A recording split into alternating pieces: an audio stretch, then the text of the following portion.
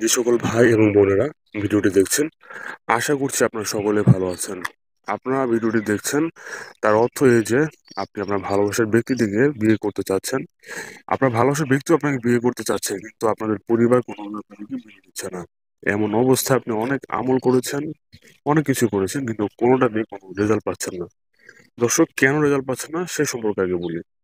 আপনার ভালোবাসার ব্যক্তিটির সাথে যদি আপনি অবৈধভাবে শারীরিক সম্পর্ক করেন, কিংবা অবৈধভাবে ভিডিও কলে খারাপ কাজ করেন, কিংবা অশ্লীল ছবি আদান প্রদান করেন, তাহলে কিন্তু আমলে কোনো কাজ হয় না।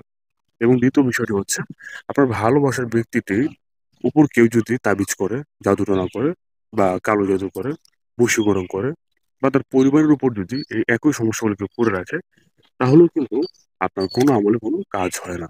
সেক্ষেত্রে উপায় কি? উপায় হচ্ছে আপনাকে অভিজ্ঞ কোনো হুজুরকে দিয়ে তদবির করাতে হবে। স্ক্রিনের উপর আমাদের নাম্বার দেখতে পাচ্ছেন। আপনি সরাসরি আমাদের সাথে যোগাযোগ করতে পারেন।